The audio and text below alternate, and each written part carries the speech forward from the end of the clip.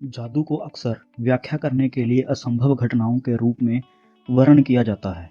यह अक्सर person to person differ करता है। कुछ लोगों के लिए जादू एक विश्वास है और ब्रह्मांड के एक अप्रत्याशित बाहरी बल में भरोसा करने की क्षमता है। दूसरों के लिए यह मनुष्यों के लिए अज्ञात व्यवस्थित कानूनों द्वारा शासित एक रहस्यमय शक्ति है। सो हे फ्रेंड्स, आपका टेक ऑनवर्ड्स चैनल में बहुत बहुत स्वागत है। आज हम इसी विषय पर बात करेंगे, मैजिक वर्सेस टेक्नोलॉजी। इस तरह अब हम अक्सर विज्ञान में आधारित तार्किक प्रकृति के माध्यम से प्राकृतिक घटनाओं की व्याख्या करने की कोशिश करते हैं। मानव ने एक बार जादू के माध्यम से इन समान बलों को समझाया। यह अज्ञात शक्ति जैसा कि लग रहा था कि अब हम इसे खोजने के लिए भौतिकी और जीव विज्ञान की ओर रुख कर रहे हैं। ब्रिटिश विज्ञान और विज्ञान कथा लेखक आर्थर सी क्लार्क ने अपने करियर के दौरान 3 प्रस्ताव विकसित किए, जैसा कि मानव ज्ञान की उन्नति के बारे में भविष्यवाणी। उनमें से पहली है, जब एक प्रतिष्ठित लेकिन बुजुर्ग वैज्ञानिक कहते हैं कि कुछ असंभव है तो वह लगभग निश्चित रूप से सही है। जब वह कहता है कि कुछ असंभव है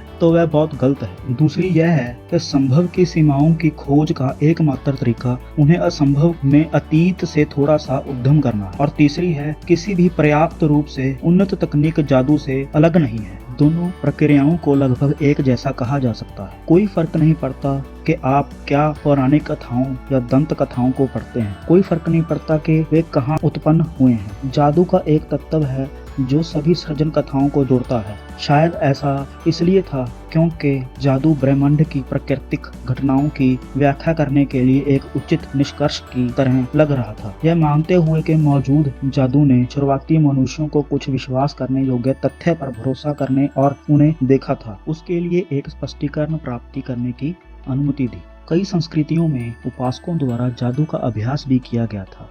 उन्होंने प्राकृतिक दुनिया की आत्माओं और शक्तियों के साथ संवाद करने के लिए जटिल अनुष्ठानों का आयोजन किया था। प्राचीन मिस्र वासियों ने अपने फिरौन के दरबार में दफनाने, जन्म और अन्य पवित्र समारोहों के लिए जादू के लिए एक उच्च पुजारी नियुक्त किया।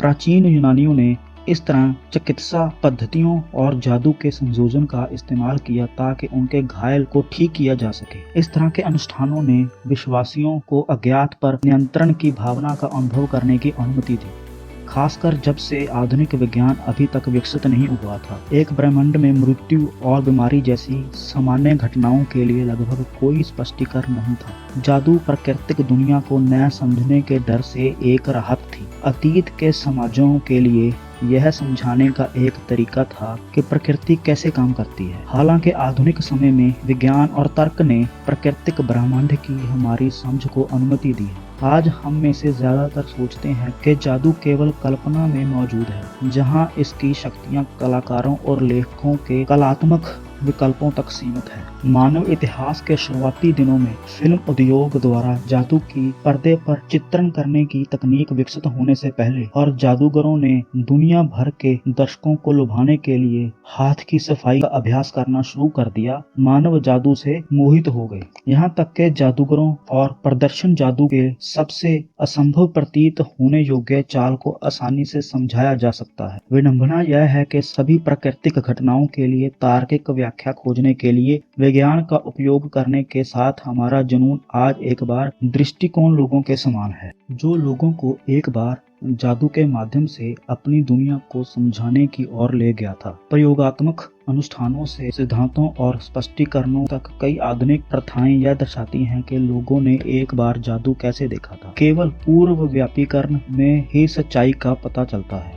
जादू एक अलग लेंस के माध्यम से एक अनुभव से ज्यादा कुछ नहीं है। जिस तरह से हम विज्ञान का अनुभव करते हैं वह उस तरह से अलग नहीं है जिस तरह से हम एक बार विभाजन और मंत्रों में मानते हैं। सामान्य व्यक्ति के लिए आज के कई तकनीकी विकास के लिए अनुमति दी जाती है। धातु के बक्से पर एक बटन को टैप करने में सक्षम होना और दुनिया की जानकारी का उपयोग करना थोड़ा दिमाग लगाना है, और फिर भी यह निर्विवाद हो जाता है क्योंकि यह विज्ञान का एक उत्पाद है। इसके घटक स्पष्ट रूप से मनुष्यों द्वारा बनाए गए हैं। दूसरी ओर प्राकृतिक घटनाएं, light poles, lenticular clouds, वेलकाइंड light, एक वैज्ञानिक व्याख्या के लिए अंतहीन रूप से परिमार्जित है, जो जादू को उसके अस्तित्व से दूर कर सकता है। फिर भी मानव जिज्ञासा को प्रेरित करने वाले विज्ञान के पहलुओं को ब्रह्मांड नियंत्रित करने वाले नियमों का एक सेट बनाया गया है। इन नियमों को परीक्षण और त्रुटि के माध्यम से सिद्ध किया गया है और पूरे ब्रह्मांड में लगभग सभी परिस्थितियों के धारण करने के लिए दिखाया गया है। हालांकि ब्रह्मांड को अपवाद के रूप में प्रस्तुत करने से कुछ भी नहीं है। अक्सर ऐसे समय होते हैं जब यह अनुमान लगाना असंभव होता है कि किसी प्रयोग के परिणाम क्या हो सकते हैं। कोई फर्क नहीं पड़ता कि समय से पहले परिणामों की गणना में कितना काम डाला जाता है। सभी वैज्ञानिक खोजों के साथ और कानून हर दिन बदल रहे हैं और सभी आम आदमी जो अभी तक समझने में विफल हैं, इस तरह के रहस्य को वास्तव में स्वीकार करते हैं। जादू लगभग तुलना में स्थिर और दृढ़ लगता है। यह इस सटीक तथ्य से है कि क्लार्क ने अपने निष्कर्ष निकाले। हम में से बहुत से लोग विज्ञान को नहीं समझते हैं। हम केवल यह जानकर आनंद लेते हैं कि हमारी दुनिया में सब कुछ साबित करने के तरीके हैं और यह कि ब्रह्मांड की अराजकता का एक तरीका है। प्राचीन लोगों ने ब्रह्मांड को नियंत्रित करने के साथ अपने शमशानों, पुजारियों और जादूगरों को भी सौंपा। अनुष्ठान, मंत्र और समारोह एक बार दुनिया के बारे में संयम का माहौल बनाने के लिए किए गए थे। कानूनों को स्थापित करने और नियंत्रित करने और जो नहीं किया जा सकता था, लोग दुनिया को अधिक प्रबंधनीय समझने में सक्षम थे। इसकी कई जटिलताओं को औसत व्यक्ति द्वारा आसानी से समझा जा सकता है। उदाहरण के लिए प्राचीन मिस्रवासियों ने अपने पुजारियों को घाव भरने के लिए, अनुष्ठान करने के लिए प्रशिक्षित किया। उनका मानना था कि देवताओं की शक्तियों का आवाहन करके वे अपनी भौतिक दुनिया में हेरफेर कर सकते हैं और चमत्कार भी कर सकते हैं। अब हम दवा को एक जैव रासायनिक प्रक्रिया समझते हैं। फिर भी मानव शरीर के कई पहलू हैं जो समझ में नहीं आते, खासकर चोटों में असमानताओं के बारे में। हमारी दुनिया को समझने के लिए मानवीय अभिव्यक्ति के रूप में विज्ञान उसी तरह से मौजूद है जैसा कि जादू ने एक बार किया था। विज्ञान और कटौती में हमारी वर्तमान अवस्था की जड़ें जादुई प्रथाओं में हैं। दोनों दृष्टिकोण खोज के लिए एक समान अनिवार्य जिज्ञासा साझा करते हैं। जैसा कि क्लार्क ने कहा, हमारी सीमाओं का परीक्षण करने का एकमात्र तरीका असंभव में से परे उद्यम करना है। शायद वर्षों से जादू से विज्ञान में हमारा परिवर्तन मानवता की परिपक्वता के एक सरल संकेत से अधिक कुछ नहीं है। ब्रह्मांड को समझने के लिए एक निष्क्रिय दृष्टिकोण लेने के बजाय हमने अपनी समझ की सीमाओं पर सवाल उठाने, प्रयोग करने और परीक्षण करने की सक्षमता के साथ एक सक्रिय रुख चुना है। यद्यपि हम अब आम घटनाओं के लिए वैज्ञानिक स्पष्टीकरण पर भरोसा करते हैं। क्या जादू एडवांस टेक्नोलॉजी का ही दूसरा नाम है? यह आप कमेंट करके जरूर बताएं।